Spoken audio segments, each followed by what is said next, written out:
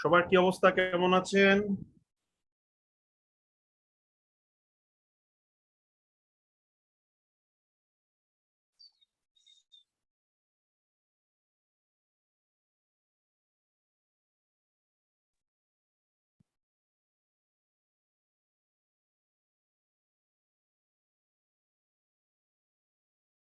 সবাই কেমন আছেন, শুনতে পারতেছেন আমাকে?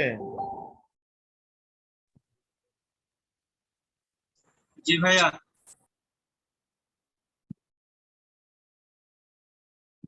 কেমন আছেন?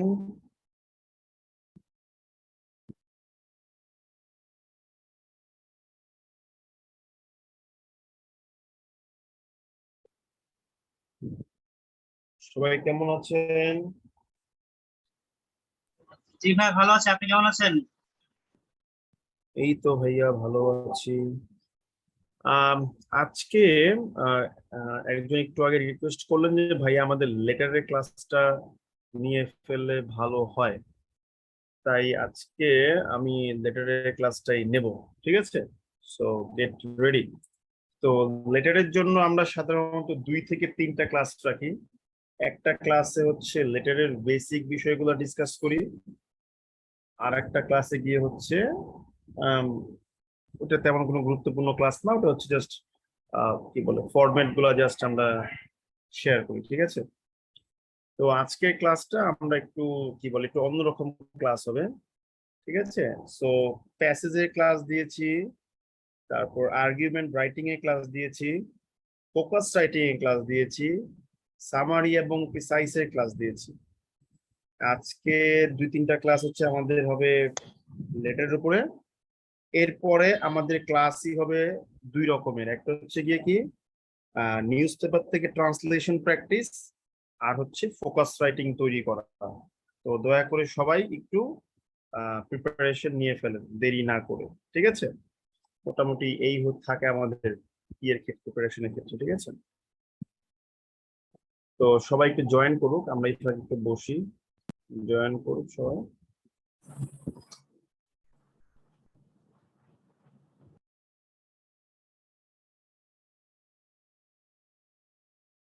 একটু বসেন, সবাই জয়েন করুন। আসসালামু আলাইকুম স্যার। ওয়ালাইকুম আসসালাম, বলেন, শুনছেন? স্যার হচ্ছে লাস্ট ক্লাসের ডাউনলোড লিংকটা স্যার যদি দিতেন তো ভালো হতো। ডাউনলোড লিঙ্কটা হচ্ছে আপনাদের যে মেইন লিঙ্কটা শেয়ার করছিলাম ওটার মধ্যে এটা আছে। ঠিক আছে, আর কিছুই না। ওকে, জি স্যার, থ্যাংক ইউ। এটা আছে। হ্যাঁ।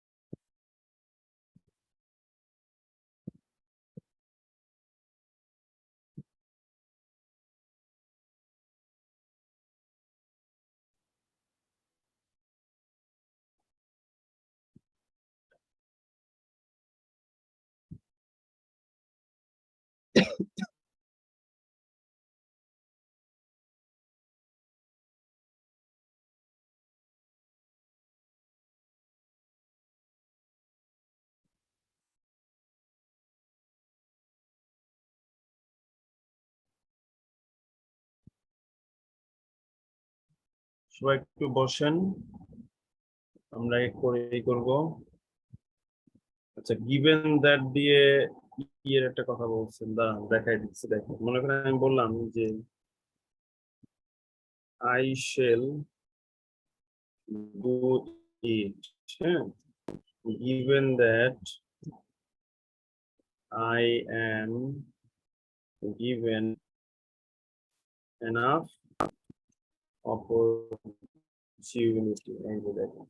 এখানে মূলত গিভেন দ্যাট দিয়ে কি বোঝাচ্ছে? গিভেন দ্যাট দিয়ে মূলত আপনার যদি বোঝাচ্ছে। খেয়াল করে দেখেন ভালো করে, গিভেন দ্যাট দিয়ে কি বোঝাচ্ছে? গিভেন দ্যাট দিয়ে হচ্ছে মূলত আপনাকে যদি বোঝানো হচ্ছে, যদি, ইফ। মনে রাখবেন অ্যাজ ইউজুয়াল ভাবে অ্যাজ ইউজুয়াল ভাবে গিভেন দ্যাট এর মিনিং হচ্ছে যদি, ইফ। ঠিক আছে, তো আমরা এখন চলে যাই হচ্ছে আমাদের রাইটিং এর, সরি, অ্যাপ্লিকেশন ডেভেলপমেন্টের ক্লাসে। তো এই ক্লাসটা হচ্ছে বেসিক ক্লাস, ঠিক আছে, অ্যাপ্লিকেশনের বেসিক ক্লাস।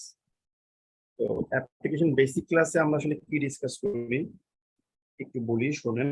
একটু মনে হতে পারে, কি বলে, ঝিমানো ঝিমানো ক্লাস মনে হতে পারে, তাও আমাদের যেহেতু জানতে হবে জিনিসটা একটু ভালো করে আমাদেরকে বুঝতে হবে, ঠিক আছে।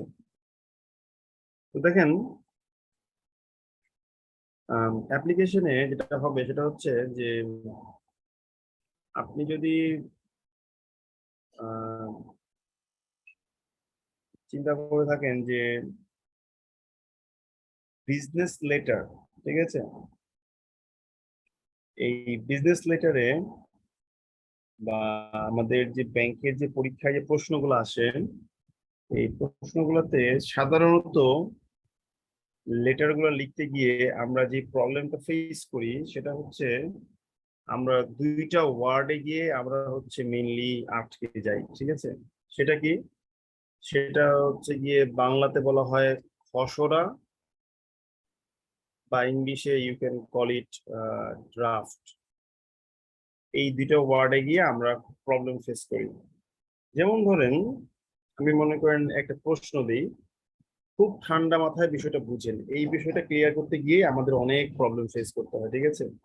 এবং আপনারা এটা ক্লিয়ার করতে পারেন না, আমি দেখেছি অনেক ক্ষেত্রে। তো ঠান্ডা মাথায় এটা একটু বুঝে নেন, ঠিক আছে। সেটা হচ্ছে, ধরেন আপনি পরীক্ষায় গেলেন, পরীক্ষা হলে আপনার প্রশ্ন দেওয়া হইলো কিরকম, যে সকল আহ, তফসিলি ব্যাংকে, সকল তফসিলি ব্যাংকে কি করতে হবে, আম, এক অঙ্কের সুদের বিষয়ে অবগত করে একটি পত্র লিখুন। এটা সাধারণত আমরা বলি সার্কুলার, ঠিক আছে। আর আরেকটা প্রশ্ন কি আসলো, একই প্রশ্ন, সকল তফ- আহ, তফসিলি ব্যাংকে এক অঙ্কের সুদের বিষয়ে, খুব ভালো করে বুঝে নেন, ঠিক আছে, অবগত করে আহ, একটি খসড়া পত্র লিখুন। এই বলেন তো দেখি, এই দুইটা প্রশ্নের মধ্যে কি পার্থক্য পেলেন আপনারা?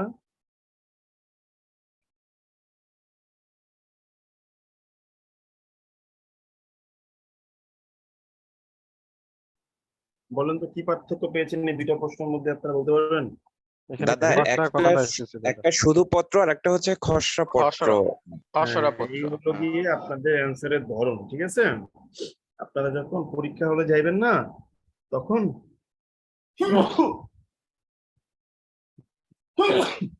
যখন পরীক্ষা হলে যাবেন, তখন আপনারা আপনাদেরকে ভাইবে বললে জিজ্ঞেস করবেন, বিসিএস এর ভাই ভাইবা, ব্যাংকের ভাই ভাই দুষ্টামি করে জিজ্ঞেস করবেন যে জানালা দিয়ে দেখো তো কি দেখা যায়, তখন আপনারা বলবেন যে স্যার আমি জানালা দিয়ে ঢাকা শহর দেখতেছি। স্যার মূলত দুইটা সেমই হওয়ার মনে হয়। হ্যাঁ হ্যাঁ, এই আপনার উত্তরগুলো হবে এরকম, ঠিক আছে। এবং বাজারে দেখবেন যে এই দুটো জিনিস নিয়ে অনেক মার প্যাচ আছে, ঠিক না? অনেকেই দেখবেন যে অনেক রকম অ্যান্সার দেওয়ার চেষ্টা দিবে আপনাকে, ঠিক আছে। আমরা আজকে এই জিনিসটা ক্লিয়ার করব যে আসলে ঘটনাটা কি হয়, একটু বোঝার চেষ্টা করি, শুনুন। যখন ব্যাংক, মানে সেন্ট্রাল ব্যাংক, ঠিক আছে, শুধু সেন্ট্রাল ব্যাংক না, এটা যে কোনো ব্যাংকেরই প্র্যাকটিস। তো আমি যেহেতু বাংলাদেশ ব্যাংকে আছি, তো বাংলাদেশ ব্যাংক দিয়ে আপনাকে আমি বুঝাবো, ঠিক আছে। তো উম, সেটা হচ্ছে যে আপনি যে সার্কুলার গুলো পড়েন না, বিভিন্ন সময় দেখবেন বাংলাদেশ ব্যাংক বিভিন্ন রকম সার্কুলার প্রকাশ করে, ঠিক আছে। যেমন ওই দিন উচ্চ শিক্ষার জন্য একটা সার্কুলার প্রকাশ করছে, দেখেন প্রতি বছর 25 জনকে আপনার হচ্ছে ওয়ার্ল্ড এর টপ র্যাঙ্ক যে 200টা ভার্সিটি আছে সেখান থেকে আপনি অফার লেটার আনলে ওরা আপনাকে ফুল স্কলারশিপ দিয়ে পড়াবে, মানে বাংলাদেশ ব্যাংক কর্তৃপক্ষ। তো এই যে জিনিসটা জানাইলো, সবাইকে জানাইলো আমাদেরকে, ঠিক আছে। তো এই যে সার্কুলার গুলো প্রকাশ করে, অনেক সময় দেখবেন যে জনতা ব্যাংক, রূপালী ব্যাংক, সোনালী ব্যাংক, ওনারা বলতেছে যে আমাদের কাস্টমারদের জন্য আমরা একটা লেটার বানাবো, সকল ব্রাঞ্চে আমরা জানাই দিব। তো এই যে সার্কুলার গুলো প্রকাশ করে, এই সার্কুলার গুলা যখন প্রকাশ করে তার আগে একটা ধাপ পেরিয়ে আসতে হয়, ঠিক আছে। এই ধাপটা কি? এই ধাপটা হচ্ছে, ধরেন সার্কুলারটা তো কেউ না কেউ প্রকাশ করবে। হতে পারে যে সার্কুলারটা হচ্ছে আপনার ধরেন মহাব্যবস্থাপক যিনি, বা আমাদের বর্তমান পজিশনে হচ্ছে ডিরেক্টর স্যার যিনি, পরিচালক স্যার যিনি, উনার নামে পাবলিশ করবেন, ঠিক আছে। এখন সমস্যাটা হচ্ছে জিএম মহাব্যবস্থাপক স্যার তো অনেক ব্যস্ত, তো ওনার পক্ষে তো আসলে এইরকম একটা চিঠি বসে বসে লেখাটা সম্ভব না, যদি না খুব ইমার্জেন্সি হয়। সেক্ষেত্রে কি করা হয়? সেক্ষেত্রে আমাদের বাংলাদেশ ব্যাংকের যে হায়ারার্কি আছে বা অর্গানোগ্রাম আছে, সেই অর্গানোগ্রামে কিরকম হয় আপনাকে দেখাই। একদম নিচে হচ্ছে কেয়ারটেকার, ঠিক আছে, কেয়ারটেকার। এরপরে কারা আছে? ধরেন ডাটা এন্ট্রি অফিসাররা আছে। এরপরে কারা আছে? অফিসার জেনারেলরা আছে। এরপরে কারা আছে? অ্যাসিস্ট্যান্ট ডিরেক্টররা আছেন। এরপরে কারা আছেন? ডেপুটি ডিরেক্টররা আছেন। এরপরে কারা আছেন? জয়েন্ট ডিরেক্টররা আছেন। এরপরে কারা আছেন? এডিশনাল ডিরেক্টর আছেন। এরপরে কারা আছেন? আপনার শুধু ডিরেক্টর আছেন। এরপরে কারা আছেন? এক্সিকিউটিভ ডিরেক্টর আছেন। এরপরে কারা আছেন? ডেপুটি গভর্নর স্যাররা আছেন। এরপরে হচ্ছে কারা আছেন? ডিরেক্ট গভর্নর স্যার আছেন। এটা হচ্ছে আমাদের বাংলাদেশ ব্যাংকের, আমাদের সেন্ট্রাল ব্যাংকের অর্গানোগ্রাম। তো এখানে আমি বর্তমানে কোথায় আছি? আমি এখন এই যে এডি অবস্থানে আছি। ঠান্ডা মাথায় ব্যাপারটা বুঝে নেন, এটা আপনার কেউ বুঝাবে না এভাবে ভেঙে ভেঙে, ঠিক আছে। তো সাধারণত ডিজি স্যাররা এবং গভর্নর স্যাররা ইউজুয়াল বিষয়গুলোতে কোনো সার্কুলার পাবলিশ করেন না, ইভেন ইডি স্যাররাও করেন না, ঠিক আছে। করেন কারা বেসিক্যালি আমি একটু বলি, এই ডিরেক্টর স্যাররা করেন। এই ডিরেক্টর স্যারদেরকেই আমরা আগে মূলত মহাব্যবস্থাপক হিসেবে জানতাম, এখন বলা হয় পরিচালক। যদি আপনি বাংলাদেশ ব্যাংকের সার্কুলার ঘাটাঘাটি করেন, আপনি দেখবেন যে এই পরিচালকদের নামেই সার্কুলার গুলো বের হয়। কখনো খেয়াল করেছেন বিষয়টা? জি দাদা। আচ্ছা, এখন বিষয়টা হচ্ছে এই মহাব্যবস্থাপক স্যার তো আসলে সার্কুলার লিখবেন না বসে বসে, লিখবে কারা? এই নিজ থেকে লিখা হবে। তো হইতে পারে যে একজন অ্যাসিস্ট্যান্ট ডিরেক্টর, যেমন ধরেন বর্তমানে আমি একজন এডি হিসেবে আছি, আমি একটা সার্কুলার লিখবো। তো আমি একটা সার্কুলার লিখবো, কিন্তু সার্কুলারটা পাবলিশ হবে কার নামে? মহাব্যবস্থাপকের নামে। তাহলে এই সার্কুলারটা কি হবে? প্রত্যেকটা মানুষ এখানে অর্গানোগ্রামে যারা আছেন প্রত্যেকেই আপনার হচ্ছে সার্কুলারটা দেখবেন। তো তখন যেটা হবে সেটা হচ্ছে আমি একটা নোটিং দেব যে 1 অঙ্কের সুদ চালু করার জন্য প্রত্যেকটা ব্যাংকে নির্দেশ করে একটি পত্র পাবলিশ করা যেতে পারে। সেই পত্রটি সংযুক্ত করা হলো, সকলের অনুমতি সাপেক্ষে আমরা এটা পাবলিশ করতে পারি। তো আমি দেবো কাকে? আমার যে উপরে যিনি আছেন ডেপুটি ডিরেক্টর স্যারকে, ওনাকে। তো উনি কি করেন? পত্রটা দেখেন। উনি প্রথমে দেখেন যে আচ্ছা সুমন কি বলছে, একটা পেপারে লিখে দিছে কি যে 1 অঙ্কের প্রচার করার জন্য একটা পত্র সকল ব্যাংকে পাঠানো যেতে পারে, এটাকে বলা হয় নোটিং। তো এটা দেখে স্যার বুঝতে পারে যে একটা পত্র পাঠানো হবে সকল ব্যাংকে, যে পত্রটা ভিতরে আছে। তখন স্যার পত্রটা দেখেন, দেখে কি কি কারেকশন দরকার হতে পারে সেটা উনি মেনশন করে দেন। এরপর এটা পাঠানো হয় কার কাছে? জয়েন্ট ডিরেক্টরের কাছে। জয়েন্ট ডিরেক্টর স্যার কি করবেন? এটা দেখবেন যে আচ্ছা এই বিষয়, উনি দেখে ওনার মতামতটা অ্যাড করেন। এরপর কার কাছে যাবে? এটা যাবে এডিশনাল ডিরেক্টরের কাছে। এডিশনাল ডিরেক্টর মতামত অ্যাড করবেন। এরপর যখন শুধু ডিরেক্টর স্যারের কাছে যাবে, তখন উনি দেখবেন যেটা ওনার নামে যাবেন, উনি আরো স্ক্রুটিনাইজ করবেন। উনি যদি এটা হ্যাঁ বলেন, এরপর পাঠানো হবে কার কাছে? এক্সিকিউটিভ ডিরেক্টরের কাছে। তো সাধারণত সার্কুলার গুলো আমি যতটুকু জানি ইডি স্যার পর্যন্ত যায়, তারপর যায় না।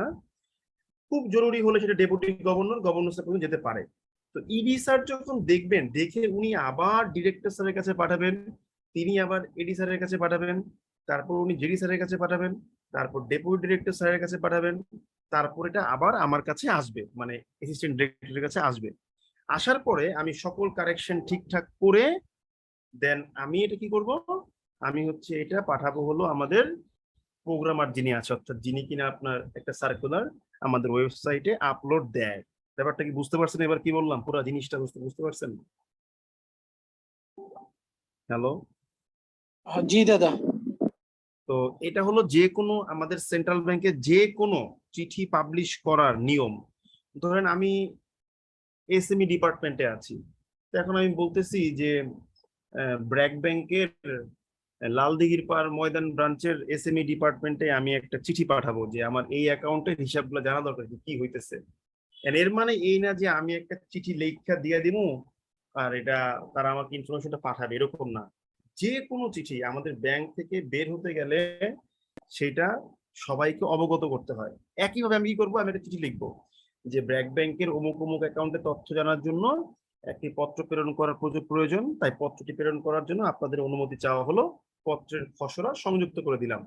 তো প্রথমে অনুমতি চাওয়া হলো, এটা একটা পেপারে লিখবো, সাথে ওই পেপারের সাথে আমি পত্রটা অ্যাড করে দিব। এবার কি করবেন, আবার ডিডি স্যার দেখবেন, জেডি স্যার দেখবেন, এডি স্যার দেখবেন, ডি স্যার দেখবেন, ইডি স্যার দেখবেন, সবার পারমিশন সাপেক্ষে আবার ঘুরে ঘুরে ঘুরে আমার কাছে আসবে, দেন আমি চিঠিটা ব্র্যাক ব্যাংকে পাঠাবো।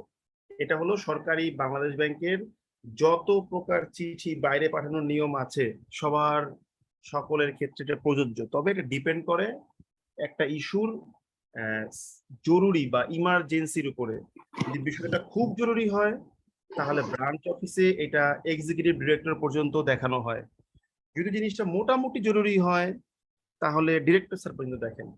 আর যদি জিনিসটা হয় ইন্টারনাল বিষয়, অতটা জরুরি না, তাহলে এডি স্যার পর্যন্তই দেখেন, মানে এডিশনাল ডিরেক্টর স্যার পর্যন্ত দেখেন। ঠিক আছে? তো এই হলো হিসাব। পুরো ব্যাপারটা বুঝতে পেরেছেন আপনি? জি দাদা। তো এখন প্রশ্ন হলো খসড়ার সাথে মানে 1 নম্বর সাথে 2 নম্বরের পার্থক্যটা কি? যখন আমি এক অঙ্কের সুদের বিষয়টা সকলকে জানানোর জন্য একটা পত্র তৈরি করে এটা প্রেরণ করার জন্য আমি সবার কাছে অনুমতি চেয়ে পাঠাচ্ছি, ওইটা হচ্ছে খসড়া। আর যখন এটা অনুমতি পাওয়া হয়ে গেছে বলে ধরে নিচ্ছেন, তখন এটা আর খসড়া না, তখন এটা একটা পত্র। আজকে থেকে তাহলে বুঝতে পারলেন খসড়া আর শুধু পত্রের পার্থক্য কি? জি দাদা।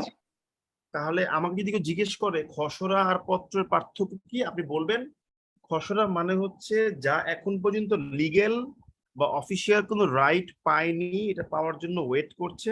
আর শুধু পত্র বা সার্কুলার মানে হচ্ছে এটা অলরেডি অনুমোদিত হয়ে গেছে, এটা এখন সবার কাছে প্রেরণ করার জন্য রেডি। এই কারণে খসড়া পত্রে 2টা পার্ট হয়। একটা পার্টে আমরা বলি কি যে অমুক অমুক ব্যাংকে জানানোর জন্য এই পত্রটি পাঠানো দরকার, তাই আপনাদের সকলের অনুমতির জন্য আমরা এটা অনুমতি সাপেক্ষে আমি এই পত্রটি পাঠাতে ইচ্ছুক। সেই পত্রটি কোনটা, সেই পত্রটি আমি যুক্ত করে দিলাম। সেই পত্রের জন্য আরেকটা পেজ, অর্থাৎ খসড়া পত্রে 2টা পেপার থাকবে। একটা হচ্ছে যেই পত্র পাঠাবেন সেটা লেখার জন্য একটা পত্র, আর এই যে পত্রটা পাঠাবেন ওটার অনুমতি চেয়ে আপনি আরেকটা পত্র তৈরি করবেন, এই হলো খসড়া পত্র। আর যখন আপনি ডিরেক্টলি পত্র পাঠাবেন, এটা মিন করছে এটার খসড়া করার কিছু নাই, এটা অলরেডি অনুমোদিত হয়ে গেছে, সো এটা এখানেই রাইট। তার মানে সেখানে আপনি যেটা পাঠাবেন ব্যাংকে ওইটা লিখলেই হবে। বুঝতে পারছেন কি বলছি? দাদা। হ্যালো। হুম। দাদা, তার মানে খসড়া যখন আমাদের করতে বলবে তখন তাহলে ওইটার কি 2টা পার্ট হবে? একটা হচ্ছে অনুমতি চাবো, আর একটা হচ্ছে একটা পত্রের মতন।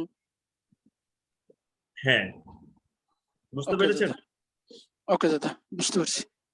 তো এক্ষেত্রে এখন এই নোটিংটা আসলে কিভাবে করা হয় আমি একটু একটা ফরম্যাট আপনাদেরকে লিখে দেখাবো পরবর্তী ক্লাসে, সমস্যা নাই। বাট খসড়া পত্র আর শুধু পত্রের পার্থক্য ধরতে পারছেন কিনা সেটা আমাকে একটু বলেন। জি দাদা, ক্লিয়ার। কোনো প্রকার কোনো কনফিউশন আছে? কোনো প্রকার কোনো কনফিউশন? না দাদা। তাহলে বুঝতে পারলাম যে আমি যদি কোনো ব্যাংককে কোনো কিছু জানাতে চাই, সেন্ট্রাল ব্যাংকের পক্ষ থেকে, সেক্ষেত্রে আমি একটা পত্র প্রেরণ করি। ওই পত্রটা প্রেরণ করার জন্য আমি যখন অনুমতি চাই আমার হায়ার অথরিটির কাছে, তখন ওটা হচ্ছে খসড়া পত্র। সেক্ষেত্রে দুইটা পার্ট থাকে, একটা হচ্ছে অনুমতি চেয়ে আর কোনটার জন্য আমরা অনুমতি চাচ্ছি। আর পত্র মানে 1 নম্বর প্রশ্ন যদি বলা হয়, তার মানে এটা পত্র অনুমোদিত হয়ে গেছে, এটা আপনি সরাসরি পাঠিয়ে দিবেন। তাহলে আশা করি আজকে থেকে আমাদের এই খসড়া পত্র ভার্সেস শুধু পত্রে আর কোনো সমস্যা হবে না। যদি কারো কোনো কোশ্চেন থাকে করতে পারেন, কোনো সমস্যা নাই। বলেন।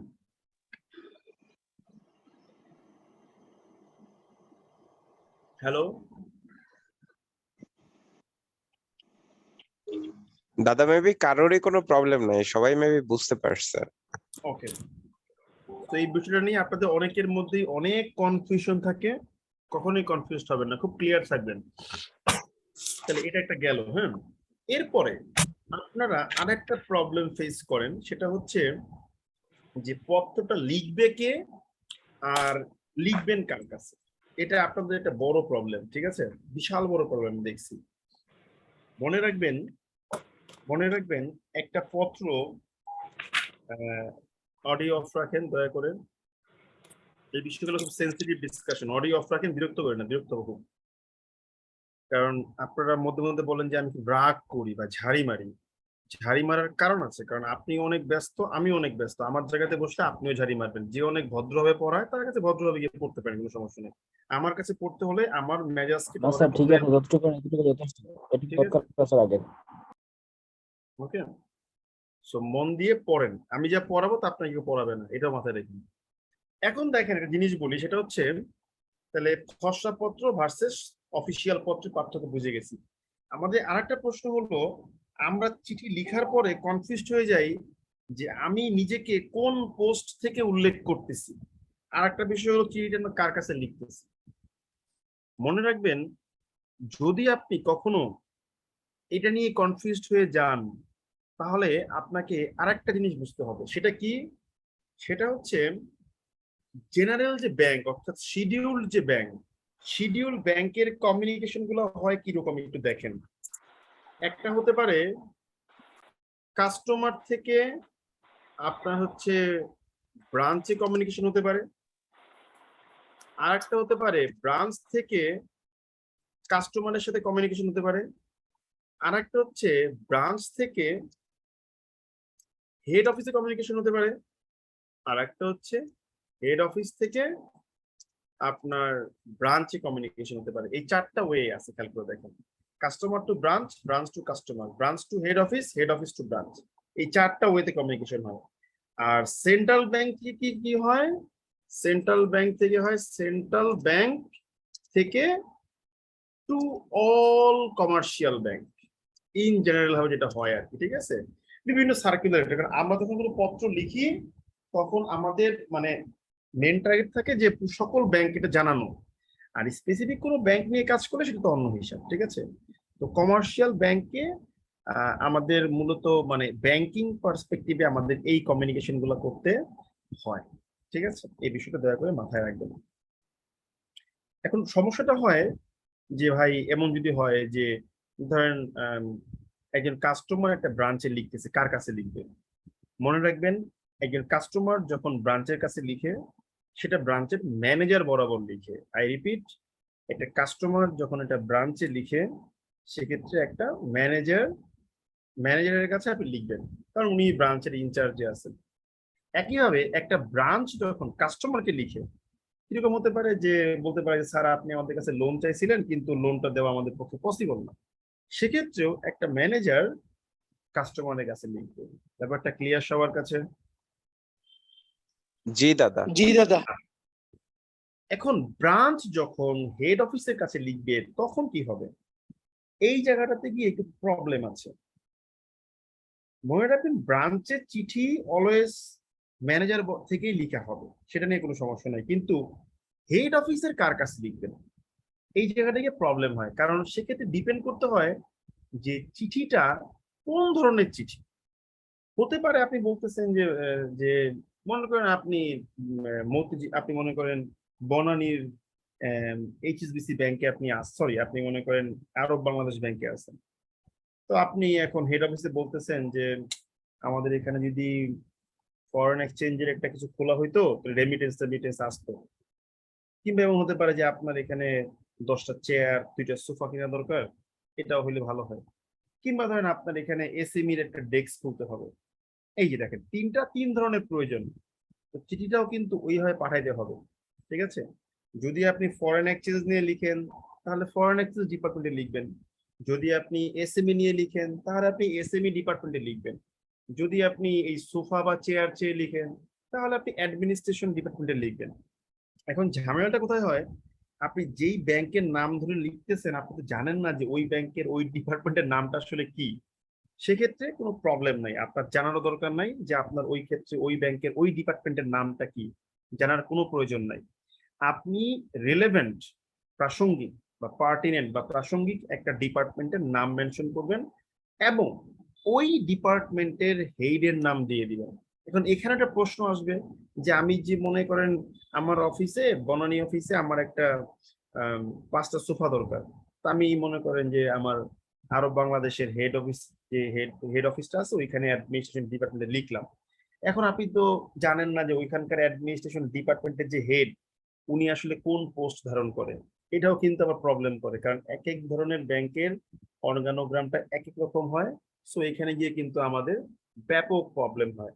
সো এই জায়গাতে এসে, ঠিক আছে, এই জায়গাতে এসে আপনার হচ্ছে চিন্তা করতে হবে যে আপনি একটা নির্দিষ্ট নাম ফিক্সড করে নেবেন।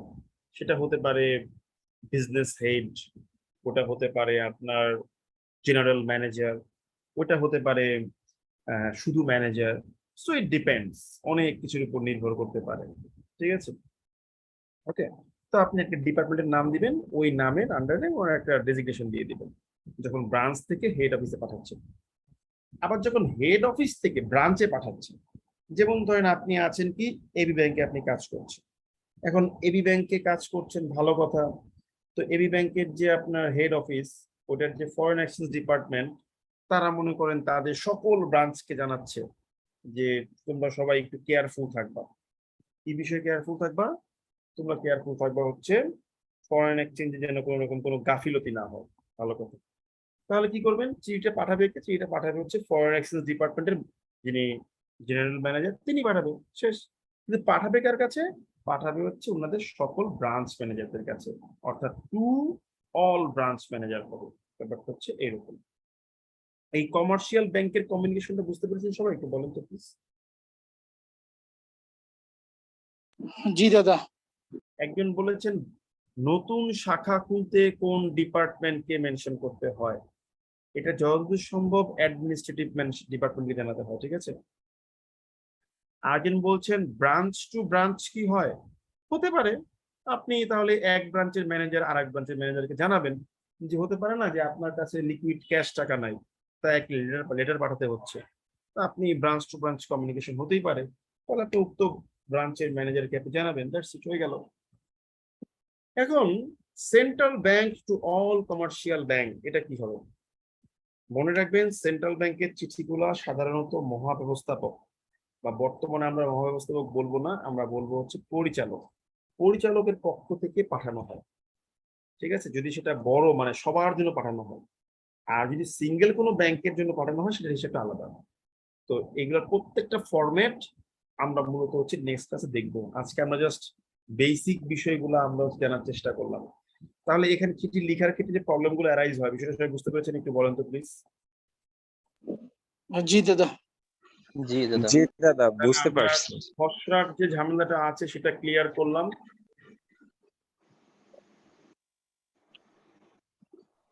এরপরে হচ্ছে কমার্শিয়াল ব্যাংকের ঝামেলাটা ক্লিয়ার করলাম, এরপর সেন্ট্রাল ব্যাংকের ঝামেলাটা ক্লিয়ার করলাম। এখন একটা জিনিস মাথায় রাখবেন, every business letter, I repeat, audio of রাখেন, বিরক্তি ভাজন হয়ে না আমার।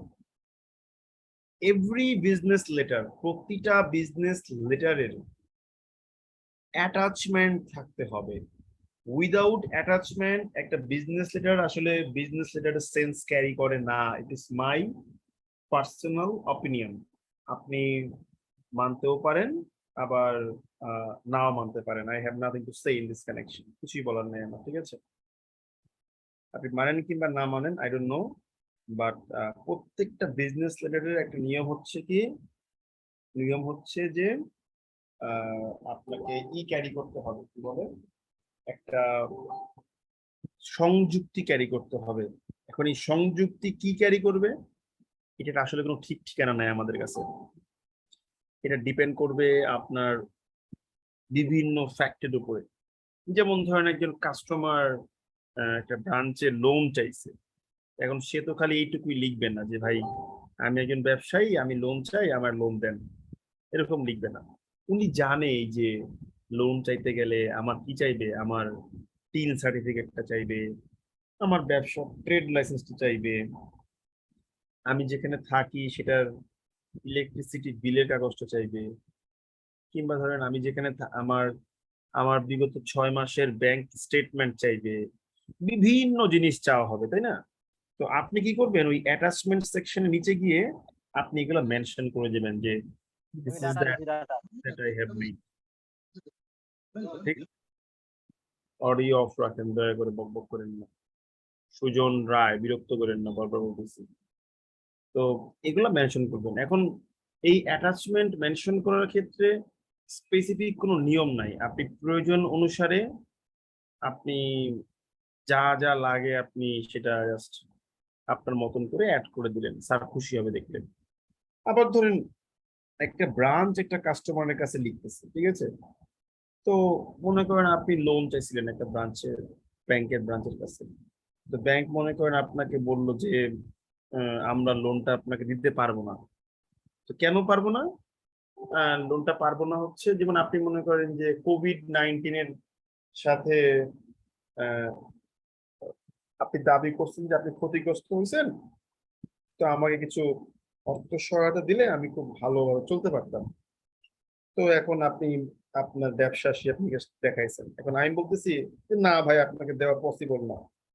কেন পসিবল না? কারণ আপনার ব্যবসাটা আসলে কোভিড-19 ক্ষতিগ্রস্ত তালিকায় পড়ে না।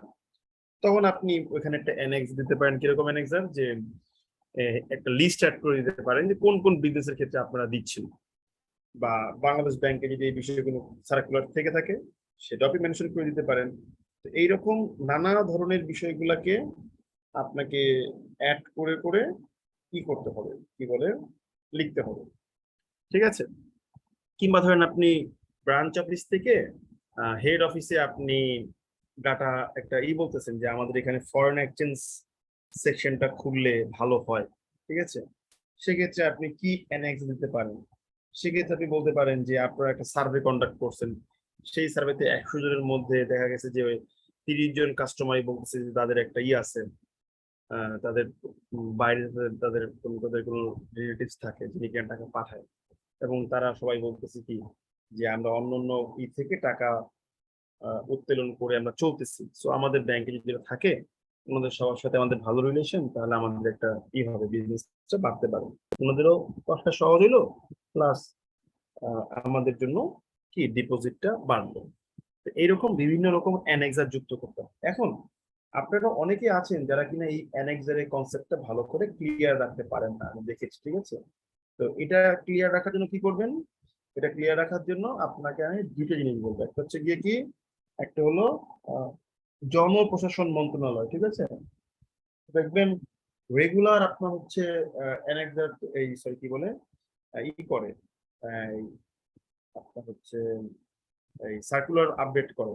এবং বাংলাদেশ ব্যাংক কিন্তু এই জনপ্রশাসন সার্কুলারের সাথে রিলেট করে কাজ করতে হয়। যেমন সেদিন কি করলো, 9টা থেকে 3টা পর্যন্ত করে দিল না আপনার কাজের ওয়ার্কিং আওয়ারটা। এবং আপনার যদি বিশ্বাস না হয়, আপনি দেখবেন যে ওই সার্কুলারকে মেনশন করে বাংলাদেশ ব্যাংক কিন্তু আপনি কি করেছে, আপনার 9টা থেকে 5টা করে দিয়েছে। আপনার হচ্ছে 8টা থেকে 3টা, আর এখানে হয়ে গেল 9টা থেকে 5টা হয়ে গেল। তো আপনাকে এটা দেখতে হবে, দেখলেই বুঝতে পারবেন ব্যাপারটা আপনি, ঠিক আছে?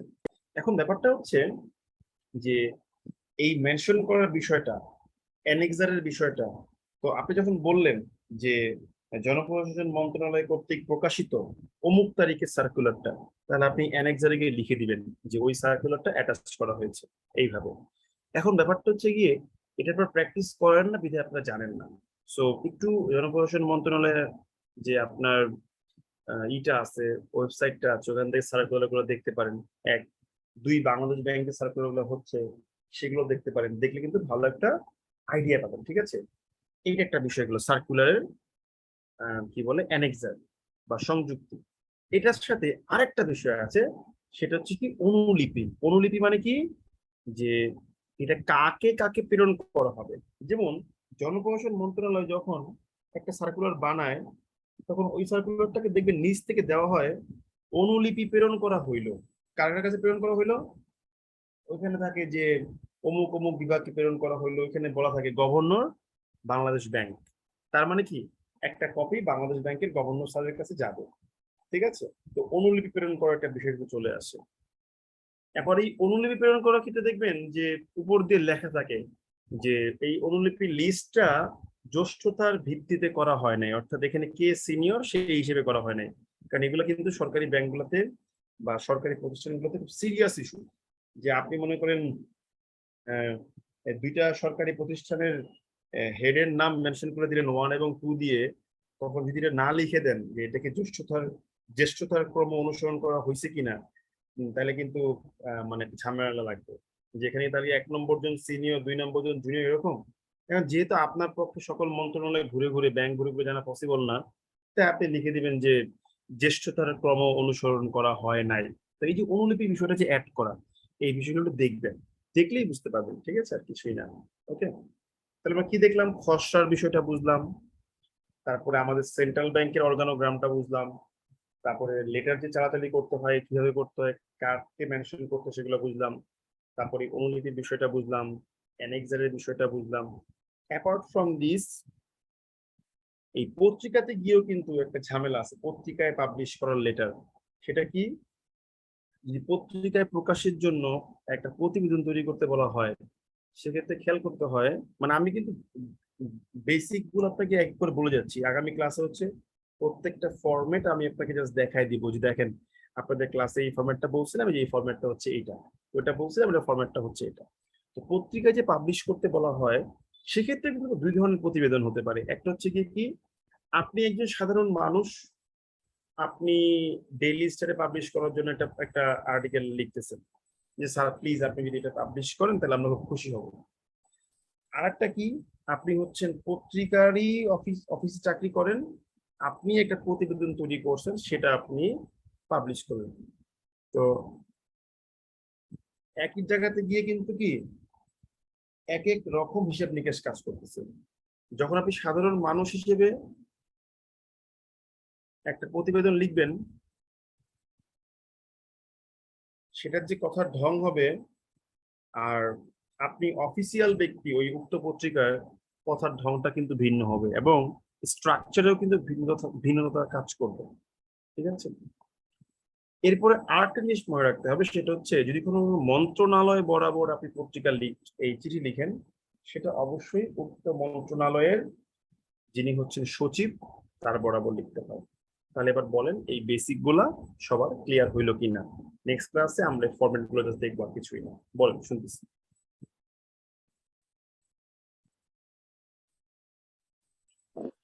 জি দাদা ক্লিয়ার, বাট যে প্যাডে লিখতে হয় ব্যাংকের, এই জিনিসটা যদি একটু আচ্ছা, প্যাডে লিখতে হয়, গুড কোশ্চেন। প্যাডের ব্যাপারটা হচ্ছে মনে রাখবেন, যে কোনো বিজনেস লেটারই প্যাডে লিখতে হবে।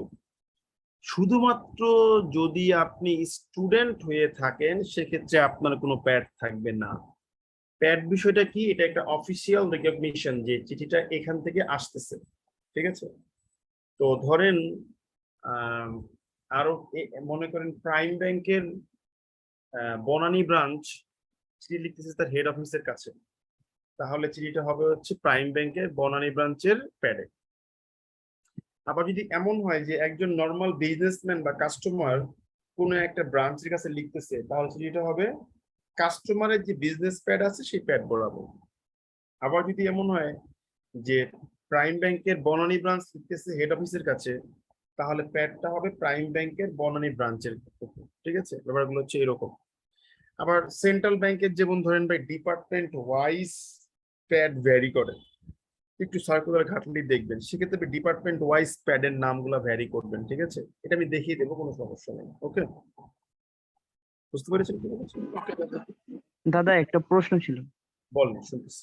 দাদা একটা প্রশ্ন দাদা হচ্ছে যে উত্তরা ব্যাংকে এরকম এসেছিল যে অফিসের কর্মচারী দেরি করে আসলে তার বিরুদ্ধে কোনো ব্যবস্থা নেওয়া হবে না, সেই জন্য একটি পত্র লিখুন। মানে দাদা এখানে কার কাছে লিখবো, কি লিখবো দাদা, কোনো কিছু মেনশন করা নেই, ছিল না আর কি দাদা। এই ব্যাপারে আবার যদি একটু বলেন। বলতেন।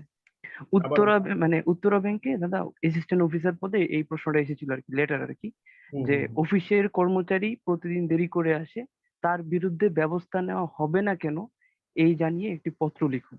দাদা শুধু এতটুকুই ছিল প্রশ্নটা।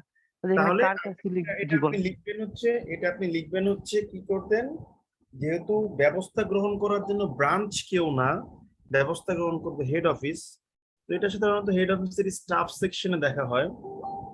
এখন উত্তরা ব্যাংকের ওই ডিপার্টমেন্টের নাম তো আমি জানি না, স্টাফ সেকশনের একটা ডিপার্টমেন্টের নাম মেনশন করে দেবেন। উক্ত ওই হেড অফিসের ওই ডিপার্টমেন্টের যিনি হেড বা জেনারেল ম্যানেজার তার কাছে লিখবেন। আর যেহেতু ব্রাঞ্চের একজন কর্মকর্তা এই কাজটা করতেছে, তাহলে আপনি ব্যাংকের ম্যানেজার হিসেবে পত্রটা লিখতে পারেন, হয়ে গেল, দ্যাটস ইট, আর কিছু না। জি দাদা, এটা thank you. Basically show cause letter বলা হয়, ঠিক আছে? দাদা প্রশ্নটা তো ছিল যে ব্যবস্থা নেওয়া হবে না কেন, এটা কি দাদা মেইন মানে ব্রাঞ্চ করবে, মানে হেড অফিস ব্রাঞ্চে পাঠাবে, না ব্রাঞ্চ থেকে হেড অফিসে যাবে? ব্যবস্থা নিবে হচ্ছে হেড অফিস। সো আমি ব্রাঞ্চ অফিসে দেখতে, বাট শুনুন, যে কোনো প্রশ্নে সিচুয়েশনে চিন্তা করবেন যে আমি বনানী ব্রাঞ্চে বসছি, আমার অফিসে একটা লোক রেগুলার দেরি করে আসে, ওরা বুঝাইছি ও বুঝে না, তা আমরা এখন হেড অফিস বরাবর জানাই দিলাম যে ওর বিরুদ্ধে কোনো ব্যবস্থা নেওয়া হবে না কেন, বলেন, ব্যবস্থা করে নিতে হবে, ঠিক আছে? আমরা এখন হেড অফিসে জিনিসটা কনসার্ন করার চেষ্টা করছি, আমার যেটা মনে হচ্ছে শুনে, ঠিক আছে? ওকে,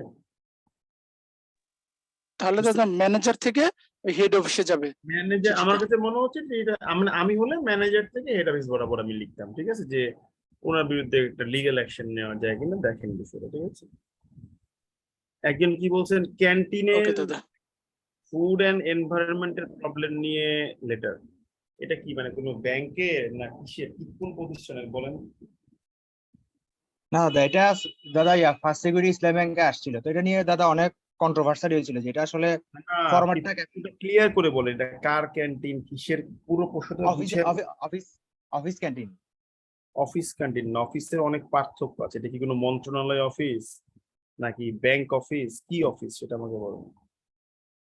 দাদা আসলে এটা তো করতে পারতেছি না, মানে লিখছিল যে অ্যাপ্লিকেশনটা দাদা এরকমই ছিল যে যে আপনার অফিসের ক্যান্টিনের মানে এনভায়রনমেন্ট এবং ফুডের মানে কয়দিন ধরে খুব সমস্যা দেখা দিচ্ছে, এখন সেজন্য যথাযথ কর্তৃপক্ষের নিকট লিখতে। এখন আমরা হ্যাঁ। আসলে কাকে লিখবো এটা নিয়ে না, দাদা যদি- কনফিউশন।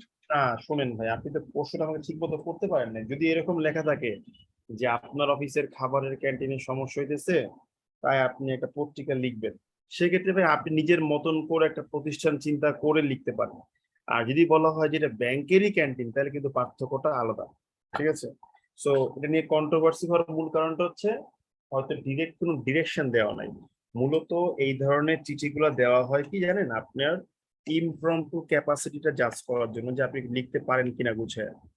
এখন এই চিঠির যেহেতু এক্সাক্ট কোনো তথ্য দেওয়া নাই, সো এটার কোনো ভুলও নাই এবং এটার কোনো কারেক্ট নাই, আপনি জাস্ট লিখবেন, লিখে জাস্ট দেখাইবেন, দ্যাটস ইট, আর কিছুই না, ঠিক আছে? সো আপনি সেক্ষেত্রে ধরেন আমি যদি মনে করেন বলি যে ধরেন আমার ইয়েতে কি বলে, যেমন আমাদের বাংলাদেশ ব্যাংকের ক্যান্টিন কিন্তু আমাদের সাথে রিলেটেড না, সো এখানে আমাদের আসলে কমপ্লেন দেওয়ার কোনো ওয়ে নাই, ঠিক আছে? এখন যদি এমন হয় যে আমার অফিসেই ক্যান্টিন চালায়, আমি যদি ধরে নেই, সেক্ষেত্রে আমি একজন সহকারী পরিচালক হিসেবে আমি আমার ক্যান্টিন পরিচালনা করবে এমন একটা ডিপার্টমেন্টের নাম, সেই ডিপার্টমেন্টের ম্যানেজারকে মেনশন করে আমি মনে করেন বললাম যে এমপ্লয়ি ওয়েলফেয়ার ডিপার্টমেন্ট, নাম বানাইলাম আর কি, ঠিক আছে? ওই ডিপার্টমেন্টের ম্যানেজার সাহেব বরাবর আমি লিখে দিলাম, দ্যাটস ইট, হয়ে গেল, আর কিছুই না। এটা কন্ট্রোভার্সির কি আছে রে ভাই, বুঝলাম না। আমি এতগুলা ব্যাংক দেখেন, আইএফআইসি ব্যাংকের এমটিও, তারপরে জনতা ব্যাংকের সিনিয়র অফিসার, রূপালী ব্যাংকের সিনিয়র অফিসার, বাংলাদেশ ব্যাংকের অফিসার, বাংলাদেশ ব্যাংকের অ্যাসিস্ট্যান্ট ডিরেক্টর, এত পরীক্ষা দিলাম, আমি কখনো পরীক্ষা থেকে বের হয়ে এইগুলো নিয়ে কনফিউজ হতাম না। আমি চিন্তা করতাম যে আমি যে লেটারটা লিখলাম তার টেমপ্লেটটা সুন্দর হয়েছে কিনা, কারণ এটা যিনি প্রশ্নটা বানায় উনিও জানে যে আপনি তো জানেন না আসলে কার কাছে লিখতে হবে। So should be written and should present the capacity that I can write, and when I will have the complete cognizance যে আমি কার কাছে লিখবো, তখন তো আমি সুন্দর করে লিখতে পারবোই, তাই না? এই যে একজন বলছেন বন্যার কারণে আপনার এলাকায় গ্যাস সরবরাহ বিঘ্ন ঘটায় নিরবিচ্ছিন্ন সংযোগের জন্য আবেদন। এটা ভাই গ্যাস ফিল্ডের প্রশ্ন, ঠিক আছে? এগুলো আমার দিয়ে লাভ নেই, আমি ব্যাংকের লোক ভাই, ঠিক আছে? এটা অ্যাটলিস্ট আপনার বাংলাদেশ ব্যাংকে আসবেন, এটা শিওর থাকবেন, ঠিক আছে? এটা গ্যাস ফিল্ডের প্রশ্ন, গ্যাস ফিল্ডের কর্তৃপক্ষ জিজ্ঞেস করেন, উনি আপনাকে ভালো অ্যান্সার করতে পারবেন। দাদা তার মানে ডেজিগনেশন, হ্যাঁ বলেন। দাদা তার মানে হচ্ছে আমরা লেটারটা লেখা মানে অ্যাপ্লিকেশনটা লেখার সময় ডেজিগনেশনে যদি 19-20 হয় তাহলে ওইটার জন্য তেমন কোনো নাম্বার কাটা যাবে না। আপনি যদি 10-20 হয় কোনো সমস্যা নেই। আমাদেরকে যখন মনে করেন বিভিন্ন ব্যাংক চিঠি পাঠায়, এখন সবাই তো আর জানে না যে আমাদের এই ব্রাঞ্চের এমুক ডিপার্টমেন্টের হেডের নাম কি বা হেডের পদবি কি, জানা নাই। তো দেখা যায় যে সাধারণভাবে আমরা বিভিন্ন ব্যাংক থেকে চিঠিটা পাই হচ্ছে নির্বাহী পরিচালক চট্টগ্রাম অফিস বাংলাদেশ ব্যাংক বরাবর। তো যখন চট্টগ্রাম অফিসে ঢুকে তখন দেখা হয় চিঠিটা কি সম্পর্কিত, তখন ডিপার্টমেন্ট ওয়াইজ পাঠিয়ে দেওয়া হয়। সো এখানে ব্যাপারটা হচ্ছে যে পৌঁছাতে হবে একটা লোকেশনে ঠিকভাবে, এটা হলো বড় কথা, ঠিক আছে? এই আর কিছুই না। ওকে, জি দাদা, থ্যাংক ইউ। আর কোনো কোশ্চেন থাকলে বলেন। দাদা লাস্ট দিন হচ্ছে যে ওই যে একটা প্রশ্ন ছিল উইল আর উডের মধ্যে একটা পার্থক্য দেখানোর কথা ছিল, বলছিল দাদা উইল এবং উডের মধ্যে দাদা পার্থক্য দেখানোর কথা ছিল, তো বলেছিলেন যে দাদা নেক্সট ক্লাসে দেখাবে দাদা। ক্লাস শুরুতে মনে করে সঙ্গে সঙ্গে দেখা দিব, ঠিক আছে? জি জি, থ্যাংক ইউ। ওকে, তাহলে আজকে বিদায় নিচ্ছি। আল্লাহ হাফেজ এবং নমস্কার। একজন বলছেন নিজের নাম ব্যবহার করা যাবে, বন্যার কারণে তো অবশ্যই ব্যবহার করবেন। মানে আপনি এলাকার একজন প্রতিনিধিত্ব, আপনি লিখবেন যে সুমন সেন, ঠিক আছে, নতুন পালপালা এলাকাবাসীর পক্ষে, এইভাবে মেনশন করে দিবেন। মানে ছোটবেলা যেটা পড়ছেন পত্রিকায় লেখার সময় লিখবেন। ওকে, তাহলে বিদায় নিচ্ছি। কোনো কোশ্চেন আছে থাকলে বলতে পারেন। না দাদা, আজকে ক্লিয়ার হয়েছে বিষয়গুলো, আর আগামী ক্লাসে ফরম্যাট দেখলে সব ক্লিয়ার হয়ে যাবে। ফরম্যাটগুলো দেখাই দেবো, আশা করি ক্লিয়ার হবে। আর দাদা ফরম্যাটের পিডিএফ ফাইলটা দিয়েন দাদা। ওকে, এটা দিয়ে দেবো, সমস্যা নেই, ড্রাইভে করে দিয়ে দেবো। ওকে ভাই, আচ্ছা আল্লাহ দাদা, হাফেজ। ধন্যবাদ দাদা।